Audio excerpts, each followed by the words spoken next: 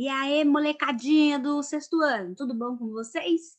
Gente, hoje a gente vai dar, fim à última parte, do livro 3, que a gente está falando da transição entre a Antiguidade e Idade Média. A gente vai falar, então, do começo da Idade Média. O que a gente tem que lembrar? Por que transição?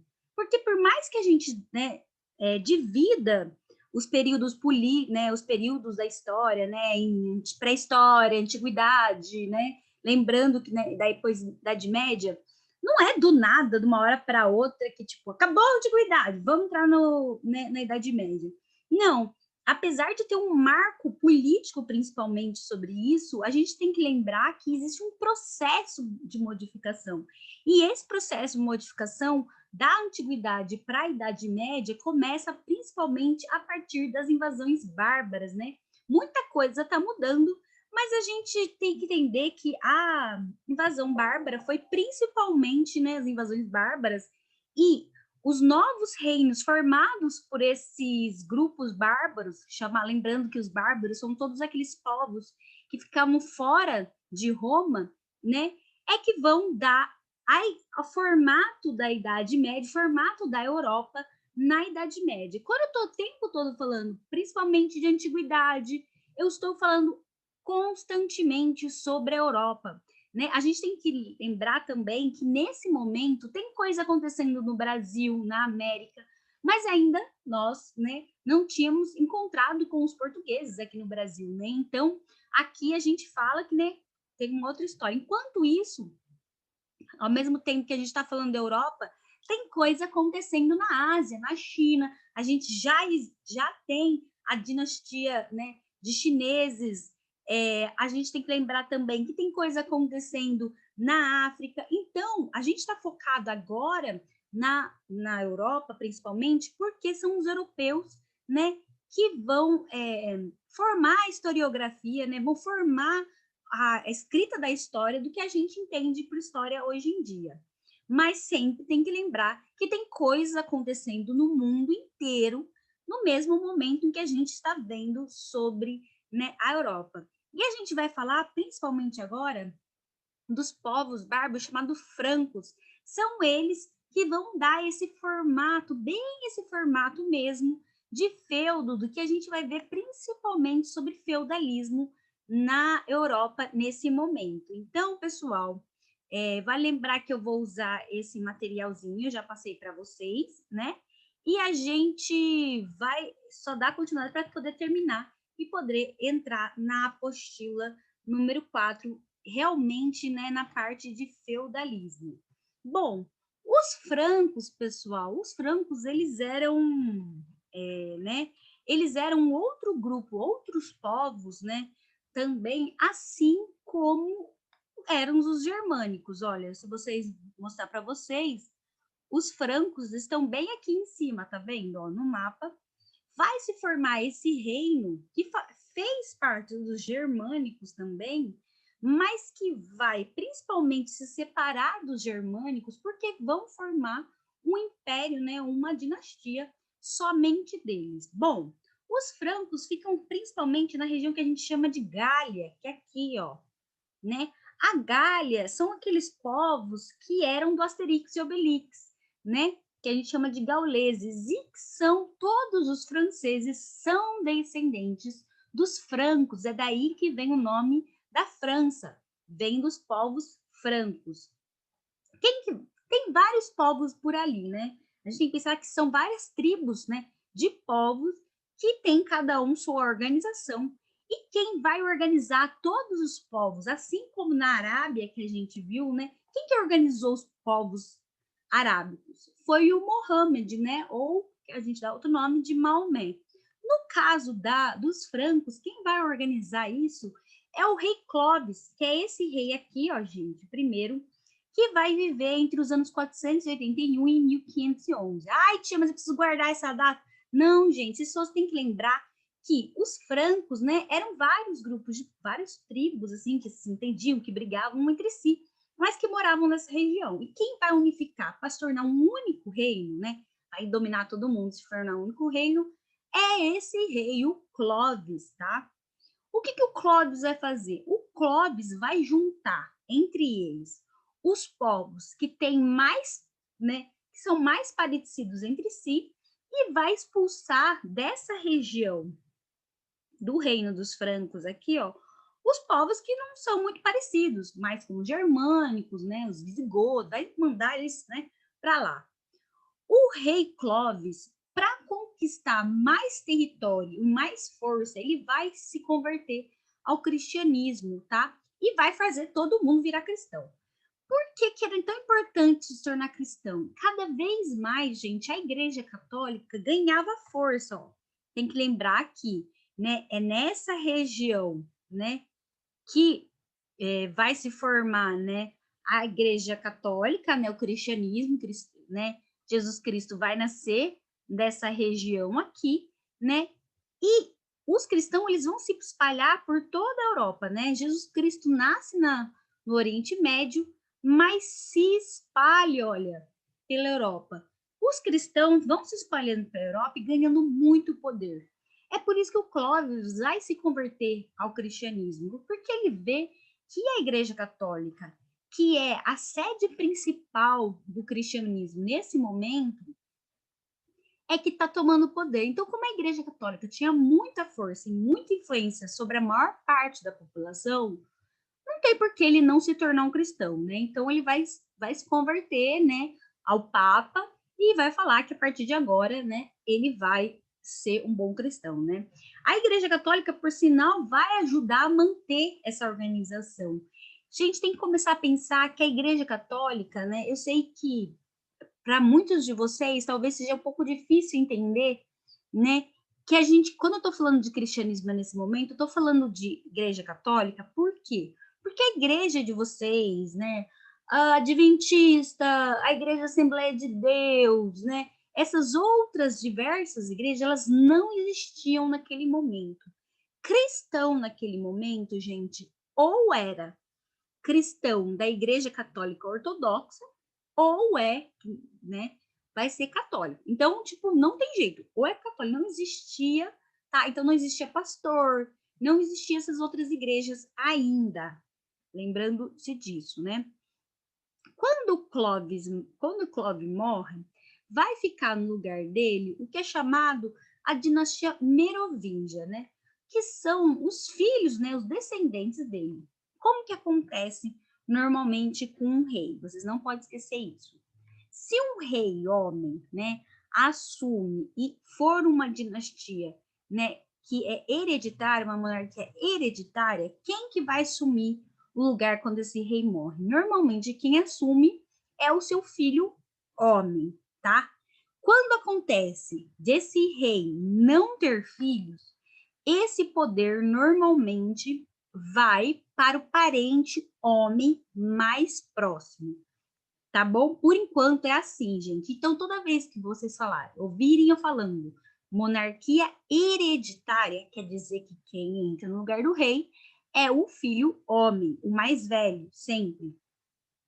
No lugar da família do Clovis aqui, ó, vai entrar os filhos dele que vão formar a dinastia, né? Ou seja, vai se formar a família chamada Merovingia. Porque vai chamar, o que vai acontecer? Eles vão levar o nome de reis indolentes, ou rei, o que significa indolente? Reis preguiçosos. Por quê? Porque ao invés de eles mesmos comandarem, assim como o pai deles fizeram, o Clovis, né, assumia, ia na cavalaria, né, assumia o controle do exército e tudo mais, eles não tinham muita vontade, nem muita aptidão para isso, e deixavam a organização e o comando para os chamados prefeitos, né? Um desses prefeitos, que é o Carlos Martel, que é esse aqui, ó, gente. O Carlos Martel, ele se destacou muito entre os prefeitos, ou seja, aqueles que, né, como seriam os primeiros ministros, né, hoje em dia.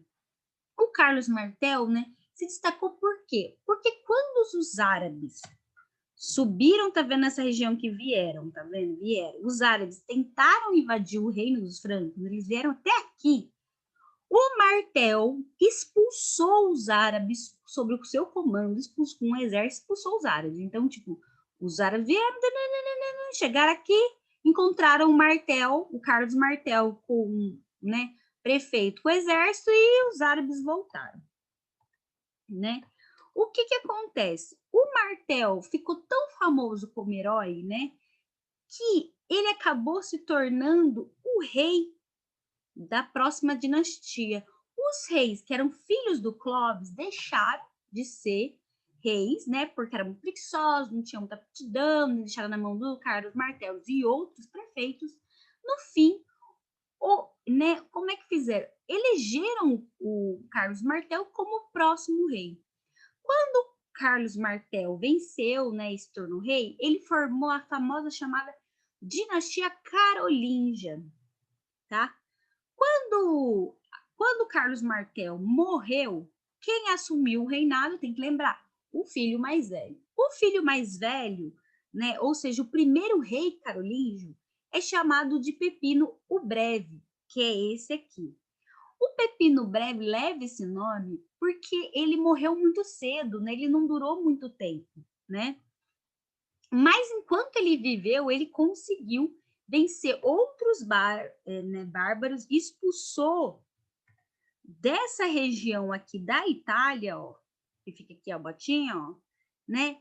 Outros árabes e os árabes também. Então o Carlos, né, o Pepino Breve mandou as tropas, expulsou da região que pertencia à Igreja Católica aqui, expulsou, né, esses outros bárbaros.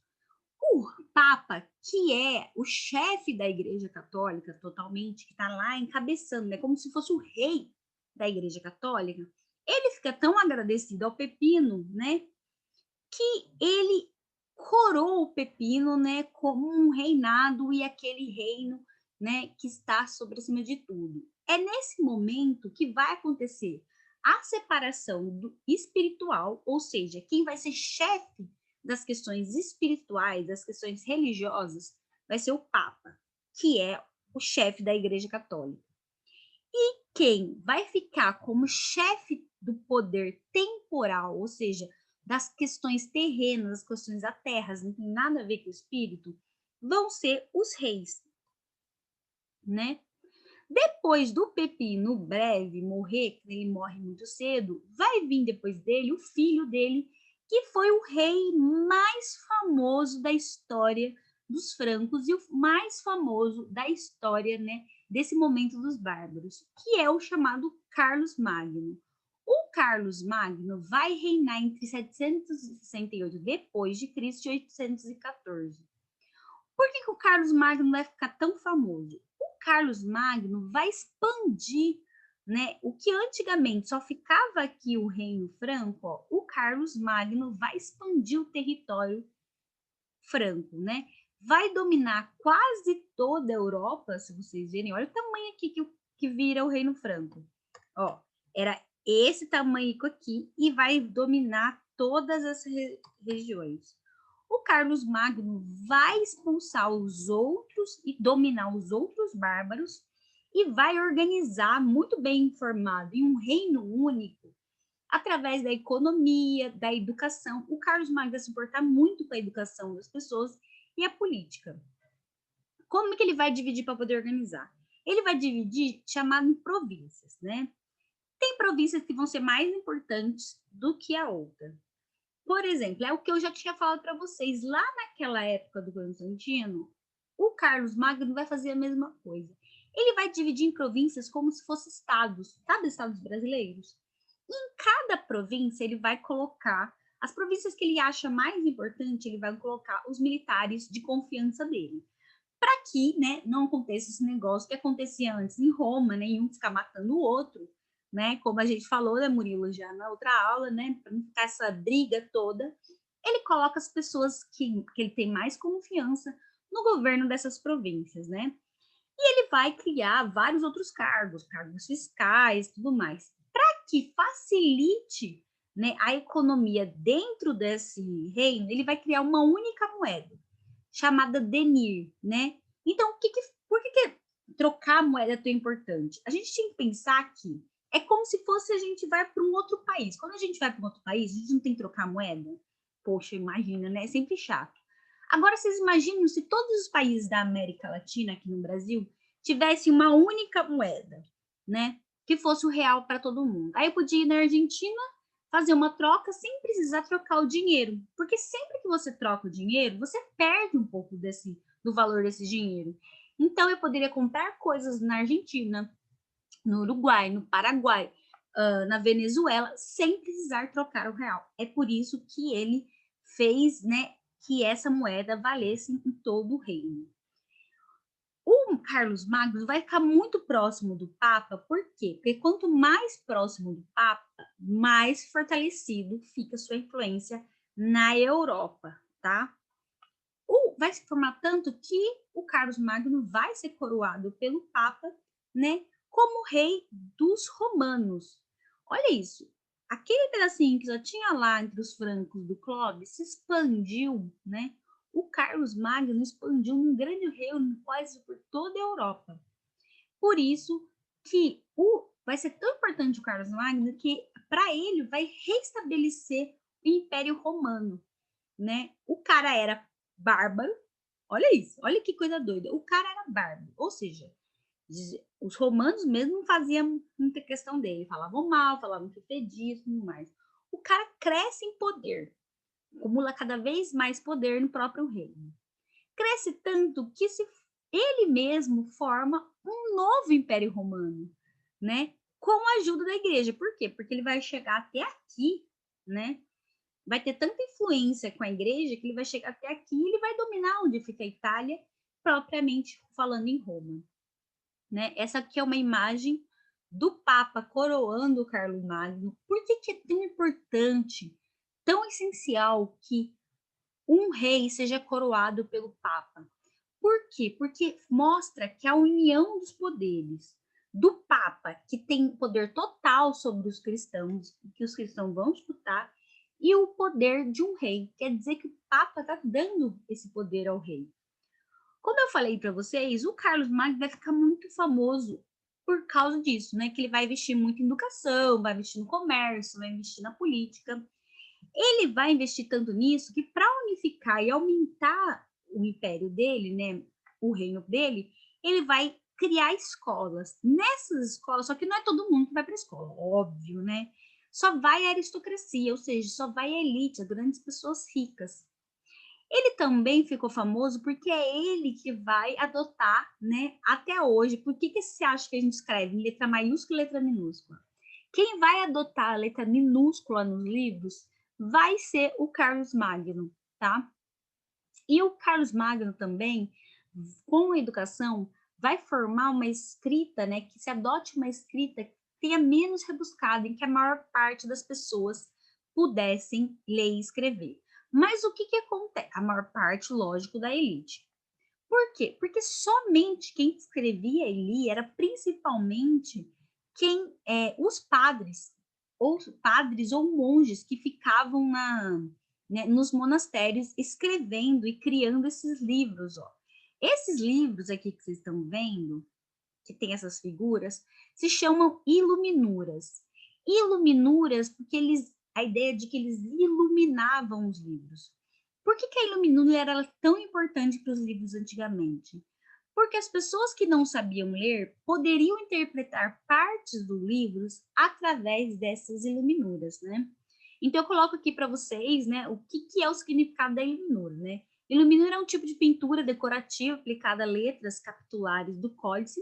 Códices são livros. A gente tem que lembrar que antigamente os livros não eram, né, assim de abrir, e sim eram pergaminhos, né? Então eles eram em formato de rolos. Quando criou-se os códices lá entre os árabes, depois se espalhou para a Europa, que são os livros, os europeus começaram a colocar essas iluminuras, né? E essas iluminuras, por que elas eram muito poucas? Que a tintura, né, a tinta feita para esses desenhos, ela era muito cara, porque ela era difíceis de arranjar, né? Era feita pelo pigmento, por exemplo, de clara, de gema de ovo, de cera de abelha.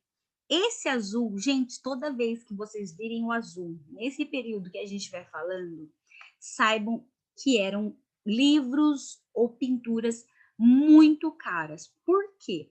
Porque o azul era a cor mais difícil de se arranjar antigamente, tá?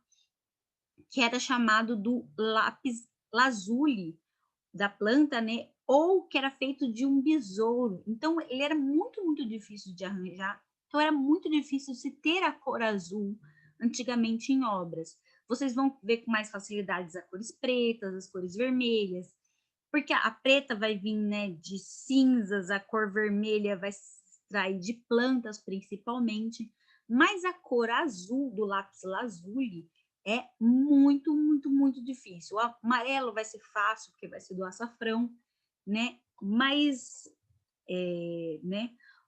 Como que vai acabar? O Carlos Magno, né, construiu toda essa região, né, conquistou tudo isso, mas o que vai acontecer? Quando Carlos Magno morre em 1814, a família dele não vai ser tão boa como ele, nem tão dominando como ele, né? Então, o que eles vão fazer?